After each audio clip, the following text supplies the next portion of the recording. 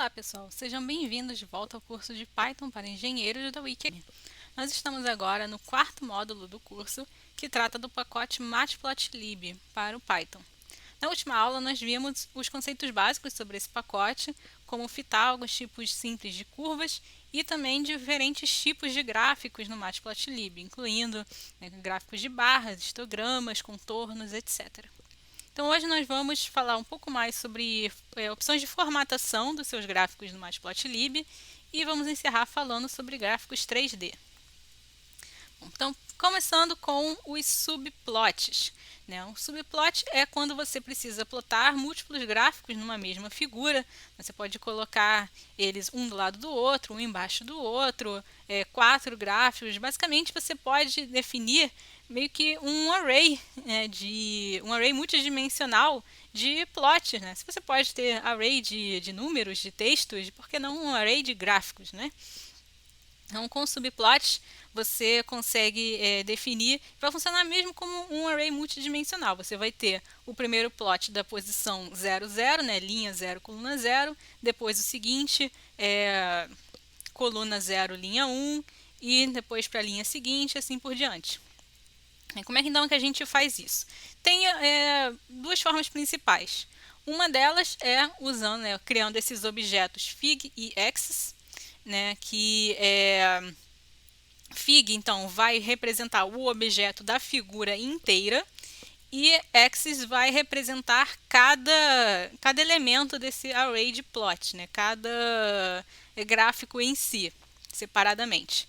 E aí então você pode criar esses dois objetos com a função plt subplot, em que os argumentos vão ser número de linhas, número de colunas e o tamanho da figura, que é um argumento opcional, que você pode dar dessa forma tamanho na horizontal, tamanho na vertical, ou você pode também dar de uma outra forma que a gente vai ver depois, com a razão entre o comprimento na horizontal e na vertical. E aí então a gente vai voltar àquele mesmo exemplo que a gente viu na última aula, dos gráficos da matriz energética, as fontes de geração de energia elétrica no Brasil, que a gente tinha o nosso gráfico de colunas e depois o nosso gráfico de pizza com os mesmos dados. Então, vamos colocar isso numa figura só.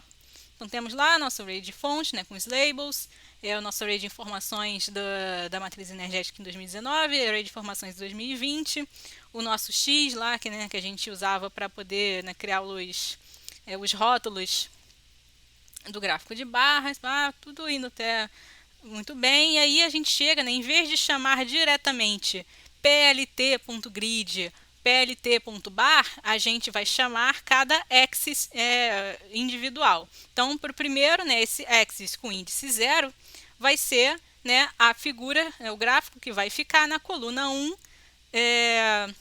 linha 1. Nesse caso, a gente está fazendo um gráfico de uma linha só, que a gente usou lá o subplot 1, 2, uma linha. Então, vai ser linha coluna 1 e coluna 2, índice 0 e índice 1. Então, no índice 0, que é a primeira coluna, vai ficar o gráfico de barras, com as mesmas opções. E aí, o que muda, note que, em vez da gente chamar diretamente plt, xtix, plt, ylabel, plt.title, a gente tem que usar esse set agora, quando a gente acessa via objeto axis. Então, vai virar set, xtix, set, title, set, ylabel. E a geração de legenda, naturalmente, cada gráfico vai ter sua própria, então a gente chama axis 0, legenda. E aí, a gente começa os cálculos para o gráfico seguinte. A gente faz lá a divisão dos dados de 2020 pela soma, para ter lá as porcentagens do gráfico de pizza, define lá o nosso array de explodes, e aí começa a chamar o axis índice 1, que é o gráfico agora do lado direito, da segunda coluna. E a gente chama a função py normalmente. E note que agora se a gente usasse setTitle para cada axis, a gente ia definir títulos separados para cada uma das duas figuras. E a gente pode então usar essa função subtitle, que é o título superior, para dar um único título para as duas figuras, para a figura inteira, com os dois gráficos. Então a gente note que a gente não aplica, né, esse subtitle aos objetos do tipo axis, a gente aplica o objeto figure, né, que representa a figura inteira. Então a gente seta figure, subtitle e dá o título da figura. Bom, estilos. Em termos de formatação, você tem tipo fonte das suas legendas, dos seus eixos, o tamanho da fonte, a cor do background, a cor da sua fonte. Várias opções de formatação são ajustáveis diretamente no Matplotlib, mas também tem uma série de presets, né, de conjuntos de formatações que são os estilos, que você pode importar com com esse módulo style, com essa função style do Matplotlib. Né? O estilo default padrão, que você pode escolher se for usar style.useDefault, que é o que já usa por padrão, é as que a gente tem visto, né, que o fundo das figuras é sempre branco, as fontes, né, se a gente voltar aqui, tem sempre esse mesmo tamanho, esse mesmo estilo de fonte, mas a gente pode mudar isso, não só setando diretamente, por exemplo, aqui eu estou usando, né, dessa função style e estou usando diretamente uma fonte serif, né, para o meu texto, e tamanho 12 para minha fonte, e posso também citar diversas outras configurações para os meus gráficos que eu quiser alterar. E aí tem uma série de estilos, né, de formatação já pré-setados que você pode escolher, né, além de poder mudar manualmente cada elemento dessa formatação. Eu coloquei aí no slide um exemplo de alguns desses estilos que são mostrados lá na documentação do Matplotlib, né, que eu coloquei o link do site para vocês consultarem. E tem uma série de estilos desses já definidos, por exemplo, tem ali, né, o escala de cinza, se você quer, plotar os seus gráficos todos em escala de cinza e, eu vou ter que setar na mão a minha fonte, as minhas figuras, tudo para ficar tudo cinza, sendo que eu já tenho aqui um script que eu gerei já as minhas figuras coloridas. Não, você pode simplesmente mudar lá o style, né, para o grayscale, e tudo que você já tinha pronto lá do seu script, que já gerava suas figuras coloridas, vai passar para a escala de cinza automaticamente. Então isso pode ser bem útil, né, dependendo da aplicação. Outra coisa bem interessante são os color maps, porque às vezes, né, no seu gráfico você tem algum tipo de gráfico que vai ter algum tipo de gradiente de cores, né, que você quer que tenha algum tipo de gradiente de cores, em vez de ter, né, o seu gráfico com toda a mesma cor uniformemente, né, no plot inteiro. Eu dei aqui um exemplo de um histograma que a gente pode querer, né, que cada barrinha de histograma fique com uma cor diferente, representando a variação da magnitude, né, da altura dessas barrinhas. Isso é possível fazer usando color maps do Matplotlib, que já existem diversas escalas de cores padrão definidas no Matplotlib, que você pode escolher consultando esse objeto CM, né, do Matplotlib, do PyPlot, em que, nesse caso ali, aquele Twilight Shifted é o nome da color map que eu escolhi. Né? Então, tem esse preset de cores, né, essa escala de cores pré-setada, que eu estou usando aí para colorir cada barrinha do meu histograma. Note que a função ist, né, de geração de histograma, ela já não é automaticamente setada para receber uma color map como argumento e automaticamente colocando, né, cada barrinha, cada bin, né, numa cor. Mas a gente pode fazer isso na mão, né, na marra, usando essas funções que vocês estão vendo aí nesse exemplo.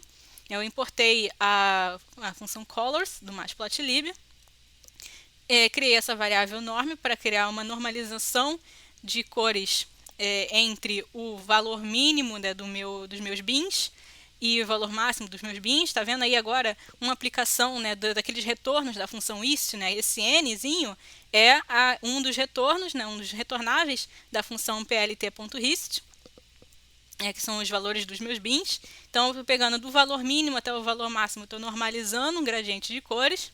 E aí estou fazendo um for, né, um loop, entre esses valores, né, esses n's, e os patches, né, que eram os objetos que retornavam as próprias de cada barrinha, né, do meu histograma. E aí estou chamando lá a minha color map e setando, né, cada cor desse color map a uma barrinha, respeitando essa normalização. Tem alguns outros tipos de gráficos, a gente vai ver no final da aula, que já aceitam, né, a definição de uma color map no argumento da própria função do plot, e aí facilita muito a vida. Você só coloca lá o nome da color map e o gráfico já sai todo coloridinho, do jeito que se deseja. E aqui eu coloquei então alguns exemplos de color maps que o Matplotlib já possui, né, por padrão. É possível também definir sua própria color map, né, totalmente customizada. Dá um pouquinho de trabalho, mas é possível. Mas tem uma extensa lista, né, de color maps que já são possíveis de usar, né? Então aí nessa figura tem aquela Twilight Shifted que eu usei no histograma do slide anterior. E todas essas opções que estão lá nesse site da documentação do Matplotlib, que vocês podem acessar também e ver a lista completa. Eu só coloquei alguns exemplos aí. Tem opção pra caramba. Um grid spec.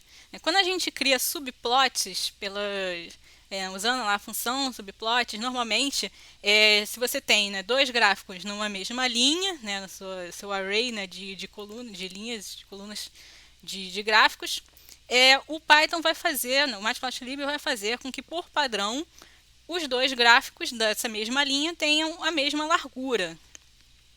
Se você quiser, por acaso, né, que o seu gráfico da direita tenha o dobro da largura do gráfico da esquerda, ou o gráfico da esquerda tenha o triplo da largura do gráfico da direita, tem uma forma de fazer isso usando o objeto GridSpec. O GridSpec você tem que importar, né, usando lá o import, Matplotlib GridSpec, e aí você define esse objeto do tipo GS, em que você fixa lá o seu width ratios, né, a razão entre as espessuras, dependendo aí do seu array de subplot. Então, note que eu estou usando ali a mesma lógica dos subplots. 1, 2 significa que eu tenho, então, uma linha, duas colunas. E aí o meu array de width ratios vai ter que seguir essa mesma quantidade, né, de subplots. Então, quando eu chego lá na figura de criação de subplots, eu posso usar, né, defino o objeto fig com plt.figure, e aí eu posso setar tamanho da figura, a minha fig size, né, que no outro exemplo eu estava dando a quantidade de pixels, né, na horizontal e na vertical. Eu posso usar esse fig aspect, que 0.5 significa que a altura vai ter a metade do comprimento da largura, a metade do tamanho da largura. E aí, os meus dois axes, né, o axis 1 eu estou usando fig.addSubplot, e que, né, agora o meu tamanho desse subplot vai ser dado pelo primeiro índice lá do meu objeto GS, e lá o AX2 vai ser um fig.addSubplot com o GS índice 1, né, o segundo elemento do meu array de GS. Então, nesse caso, como eu estou usando aquele width ratios 0.6 e 0.4, eu estou especificando que a figura da direita, né, do índice 0, vai ter 60% da largura total da figura, e a figura da esquerda vai ter 40% da largura total da figura. Então, dá para customizar isso também. Bom, anotações. Além, né, de todas as opções que a gente já viu, você também pode inserir no seu gráfico algumas anotações em texto e até mesmo algumas setinhas para enfatizar algumas partes do gráfico. Isso pode fazer com a função plt.text, que aí você dá as coordenadas de onde vai ser localizado o seu texto, e depois, né, o terceiro argumento é a string, né, desse próprio texto. Então, nesse caso, eu estou colocando esse primeiro texto aí do exemplo em amarelo na função x igual a 0.1, y igual a menos 0,04, esse texto sendo de 0 igual a 0. E é lá que ele vai estar localizado. E assim sucessivamente para as outras anotações. E aí, o que vai para essa seta, que vocês estão vendo, essa seta verde, tem essa função plt annotate, em que você define a string lá do texto que ela vai receber, né, e esse texto vai ficar no começo da seta. E aí você dá as coordenadas, né, esse x, y, as coordenadas de para onde a seta vai apontar, né, onde vai ficar a beiradinha da seta, a parte pontiaguda da seta, e o x, y teste vai ser as coordenadas de onde vai ficar o texto. Então, com isso, você tem esse face color green aí, que dá, né, a cor dessa seta, e você pode colocar, né, esses objetos dentro da sua figura, para enfatizar a parte da figura, né, se você quiser. E, né, tem muitas situações em que a gente às vezes quer que tenha dois eixos de coordenadas, né? A gente quer plotar numa mesma figura duas funções que têm magnitudes totalmente diferentes, valores totalmente diferentes dos seus eixos y, né? E a gente tem que, né, para isso, cada uma ter os seus próprios valores de eixos. E a gente pode fazer isso com a função twinks. Então, a gente tem o nosso objeto do tipo axis. A gente só vai ter um subplot, né? Que a gente vai ter, né, só uma, não vai ter múltiplas linhas e colunas, vai ter só uma figura. Mas aí o que a gente faz, então, a gente age como se houvesse duas figuras, só que elas vão ocupar a mesma posição. E aí o que o Twinks faz é que ele meio que flipa, né? Ele faz uma versão espelhada. A segunda figura vai ser espelhada da primeira e, né, como a gente está usando o esquema de subplots, é como se tivesse dois gráficos, só que, né, eles estão na mesma posição e espelhados. Então, com isso a gente pode criar, né, o plot da figura 1 e o plot da figura 2, né? Eles podem compartilhar o mesmo eixo x e ter eixos y diferentes, e consegue chegar, né, nesse efeito espelhado que a gente quer, esse efeito de cada eixo de ordenadas de um lado da figura. E aí nós temos aí um exemplo do uso daquela formatação mais direta, que em vez de escrevendo line style igual tracinho, tracinho, marker igual bolinha, eu estou usando essa string única que vai ter todas as informações dos meus marcadores, linhas e cores, né? Esse BO, então, no caso, está indicando que eu vou ter a cor azul, né, do B, e o O, que é o marcador bolinha. E ali no AX2, eu tenho o K+, né, o K representando a cor preta, e o mais, né, os símbolozinhos de mais, né, do marcador. Então vamos aos gráficos 3D, que é possível também no Matplotlib gerar gráficos tridimensionais, né, que você tem além o eixo X e Y, né, na base, e o seu eixo Z, que vai ser vertical.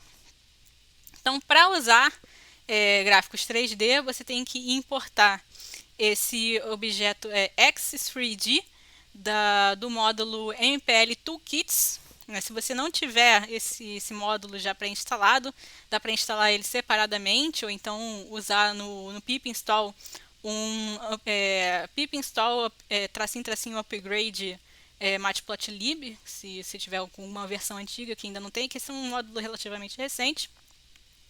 Então ele permite que você gere esses gráficos 3D no Matplotlib. Então, isso feito com você para gerar gráficos de linhas normais, você tem que definir no seu objeto do tipo Axis essa função GCA, em que você usa esse argumento projection igual 3D, esse 3D é um string. E aí, então, a sua função plot, né, normal que você está acostumado, ela vai mudar para uma função que aceita 3 argumentos de arrays, né? Você agora vai ter o array do eixo X, o array do eixo Y e o array do eixo Z. E de resto funciona igual, você pode definir uma cor, uma line width, um tipo de marcador, etc. Então, nesse caso aí, eu estou plotando essa curva, né, em que x está variando aí de menos 10π até 10π, né, com 1000 pontos. Y vai ser o seno de x e z vai ser igual ao cosseno de x. E aí note que também, né, além de eu ter essa entrada mais de eixo z na minha função plot, eu também vou ter agora uma função de setZLabel, né? Que também posso dar agora o rótulo do eixo Z, esse eixo a mais que a gente tem. E, né, eu posso, além, né, das funções de linhas, né, de curvas normais, a gente pode fazer também esse plot do tipo scatter, né, que é a dispersão apenas, né, de pontos. Que a gente pode também fazer essa definição dos subeixos via subplot. Então a gente pode criar, né, aqui a gente tinha usado essa função GCA para definir a projeção 3D. Se a gente usar direto a função addSubplot, esse projection 3D é um dos argumentos que a função subplot do objeto Axis pode aceitar. Então fica um pouco mais direto, né, direto ao ponto, para fazer a curva 3D assim. Então, ali no addSubplot, né, que eu estou criando uma figura com um único subplot, né, só uma linha e uma coluna, mas estou ganhando espaço usando direto o projection 3D ali. E isso significa também que eu poderia ter múltiplos subplots, né, eu poderia ter uma figura logo do lado dessa ou embaixo dessa, que não é uma figura 3D. Poderia ser o meu próximo subplot, se não tiver esse projection 3D, ele vai ser um plot 2D normal dos tipos que a gente já viu até aqui. Então aqui, nesse exemplo, né, mesma coisa, scatter XYZ, né, recebe os 3 eixos, e aqui eu estou usando um marcador do tipo estrelinha. E note também que nos gráficos do tipo Axis 3D, ele já vem com grid, né? Então você não precisa definir o plt.grid ou axis.grid, ele já vem com o grid automaticamente nos gráficos desse tipo de objeto. Bom, agora é o tipo mais interessante de gráfico 3D, que são as superfícies e os wireframes. São um pouco mais complicadinhos. Quando a gente usa, né, aquele mesh grid, né, do NumPy, a gente tinha aprendido que a gente pode criar, né, um eixo de coordenadas, x e y, e então a gente pode criar, definir funções, né, que z é uma função de x e de y. Né? Então, para quem conhece plots, né, de funções, está acostumado com plots de funções em 3D, a gente teria aquele gráfico, né, em que a nossa função z vai ter uma curva tridimensional, dependendo desses eixos x e y, né, que pode ser, por exemplo, um paraboloide hiperbólico, esse tipo de função. Então a gente precisa, né, que a gente quer plotar a superfície, a curva de superfície dessa função, ou então uma curva só de wireframe, né, só com as linhas dessa função. E tem essas duas opções no Axis 3D, com plot wireframe e plot surface. E, né, além dos argumentos x, y e z, que aí no caso, note que esses x e y já são os itens lá do mesh grid, né, os argumentos lá do mesh grid, os objetos do tipo mesh grid, e o z é a função, né, de x e de y, e eles têm esses dois argumentos a mais chamados rstride e cstride, que eles vão definir a quantidade, o número de divisões em cada coluna e em cada linha. Por exemplo, se você tem num wireframe, você pode ter tantas linhas, né, cortando a sua curva, quanto esses números rstride e cstride. Então, para o wireframe a gente tem o plot wireframe, e para a superfície a gente tem o plot surface. E, por padrão, né, quando você usar o plot surface, ele vai ter sempre, né, a sua superfície vai ter uma cor, né, uma cor só, toda uniforme. E você pode, se você quiser, você pode definir um gradiente de cores para essa superfície, né, usando nossos color maps. Então, a função plot surface é uma daquelas que aceita uma color map como argumento dela diretamente. Então, você não precisa ter todo aquele trabalho que a gente viu lá no caso do histograma, de definir um laço for para que cada barrinha do histograma recebesse uma cor da escala de cores. Não, aqui essa função plot surface já faz isso automaticamente. Então, outra coisa que a gente pode fazer também, né, além de usar, né, essa escala de cores para nossa superfície, é definir uma color bar, que é essa barrinha que está aí do lado esquerdo da figura, que está mostrando a escala, justamente a escala dessas cores que estão variando na superfície. Então a gente faz isso com o objeto fig.colorbar, né, e nesse caso falta aquela utilidade de você definir um objeto de retorno da função plot surface, né? Eu poderia tanto plotar a minha superfície só fazendo x2.plotSurface, papapá, quando eu posso também definir esse retornável, que eu chamei nesse caso aí de surf, porque quando eu tenho esse retornável, esse objeto, né, do retornável, eu posso usar ele como argumento nessa função colorbar para gerar essa barrinha de cores, né, com a minha legenda das cores. E esses outros argumentos aí da função colorbar são referentes ao tamanho dessa barrinha, né? Esse shrink vai definir que ela vai ter metade da altura que ela normalmente teria por padrão, e esse aspect dá a relação entre a altura e a largura dela. Então, com isso a gente fica com os gráficos altamente customizáveis, né? E dá para, visualizando a figura, a gente vê, né, que aquele R-stride e C-stride definiriam quão próximas essas linhas aí que você está vendo do wireframe, né, da figura do lado esquerdo, quão próximas essas linhas ficariam. Se eu aumentasse esse R-stride e C-stride, eu teria bem mais linhas entre essas que vocês já estão visualizando nesse wireframe. Ele ficaria um pouco mais denso. É a mesma coisa para o gráfico de superfície. Em geral, né, para a superfície, você quer que ela fique densa para você poder visualizar uma figura bem uniforme. Então, o padrão geralmente é se usar R-stride e C-stride igual a 1 para a superfície. Né? E para o wireframe, você pode fazer algo mais disperso. Então, é isso. Nós encerramos aqui, então, o módulo de Matplotlib.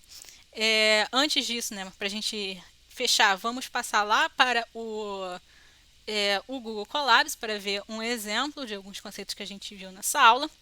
Então a gente vai voltar aqui para aquele plot da última aula, né, que a gente tinha feito a solução do método de Euler explícito, e agora nós vamos fazer um subplot naquela figura. Então, né, a gente já tinha lá a nossa função para definir aqui a nossa EDO, dxdt igual a f de xt, então aqui nós temos essa f de xt, e temos uma função para retornar a solução analítica. E aqui agora eu estou importando também o Matplotlib Colors e o Matplotlib Style, porque eu quero usar tanto Color Map, como também quero mudar lá o meu esquema de cores do background, da formatação geral da minha figura. Então, eu começo aqui declarando meu objeto fig, né, PLT figure. Estou usando aquela opção de fig aspect para dar o tamanho da minha figura. Então, estou dizendo que ela tem que ter a largura dela tem que ser o dobro da altura. Ou, né, como é 0,5, eu estou dizendo que a altura tem que ser metade da largura. Estou chamando aqui a nossa style e estou usando esse estilo aqui, Solarize Light 2. Vocês já vão ver como é que ele fica em relação ao estilo padrão que a gente viu na última aula e nesses exemplos aí dos slides. Estou usando aqui um tamanho de fonte igual a 10, diminuindo um pouco a fonte, né, porque as letras costumam ficar muito grandes, eu quero umas letras um pouco menores aí na minha figura. Estou usando a fonte serif, tá? Não estou usando aqui o estilo do LaTeX, né, para o meu texto. E aí, estou criando aqui os meus dois objetos do tipo axis. Um, que vai ser a figura da esquerda, que vai ser aquela mesma figura que a gente viu na última aula, que vai comparar três valores de discretização do meu intervalo de tempo. Então, né, estou usando aqui agora o título dela com set title, né, e os valores dos eixos com set x-label, set y-label. Criando aqui o grid dela. E agora para o objeto ax2, né, que é a minha figura da segunda coluna. Então, esse padrão aqui do subplot é número de linhas, número de colunas, figura da primeira coluna, figura da segunda coluna. Então, criando o grid para ela, definindo o título, definindo o rótulo lá do eixo X. E aqui começa a parte igual que a gente já tinha visto na última aula, né, o método em si. E agora então aqui, em vez de ser um plot só, aquele PLT plot, estou usando o AX1 plot. O resto igual, papapá, a gente vai descendo e quando a gente chega aqui, né, para cada valor lá do método tem um AX1.plot, gero a legenda da minha primeira figura e aí vamos para um histograma. Vamos fazer aqui um histograma dos erros desse último método, desse último resultado de discretização é igual a 100, né? Um número n 100 divisões do meu intervalo de tempo. Então, estou definindo aqui os meus retornáveis do meu objeto do meu histograma. Estou botando esse histograma no AX2, né, na figura da direita. Estou definindo aqui 10 bins para ele e usando o meu array de erros, né, os erros absolutos do meu método. Estou usando lá aquela normalização das cores, né, para eu poder ter cada bin, né, cada barrinha do meu histograma com uma cor, de acordo com a magnitude, né, dessa barrinha. E estou fazendo um for, né, nos meus bins e em cada objeto, em cada barrinha do meu histograma. E aqui escolhi a Color Map Plasma. Vocês vão ver que é um pouquinho diferente, né, dessas que a gente tinha usado lá no gráfico de histograma e no exemplo de plot 3D. E estou setando, né, cada cor dessa Color Map Plasma para cada barrinha do meu histograma. E aí vou mostrar a figura finalmente. Então vamos ver como é que elas ficam com essa formatação, né? Que o nosso valor inicial era 3. Resolvi aqui DO, tudo igual. E veja aqui que muda bastante aqui a cara da nossa figura. Deixa eu aumentar aqui o zoom, para a gente visualizar melhor.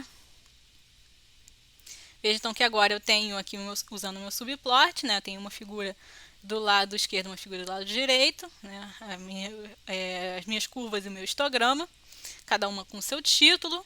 Né, eu estou usando aquele Style Solaris lá que tem esse background amarelo, né, com as fontes aqui, né, tudo cinza. E essa fonte aqui que eu estava usando dela, que é serif, que é desse estilo.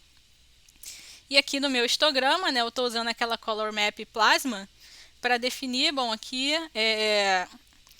cada barrinha, né, ela vai ter uma cor de acordo com o quanto, a magnitude dessa barrinha dentro do meu histograma. Então consigo variar, fazer uma curva mais, um gráfico mais visualmente explicativo, né, em vez de ter todas as barrinhas com a mesma cor. Aqui eu estou enfatizando mesmo, né, a variação aqui da magnitude entre as minhas barrinhas do histograma.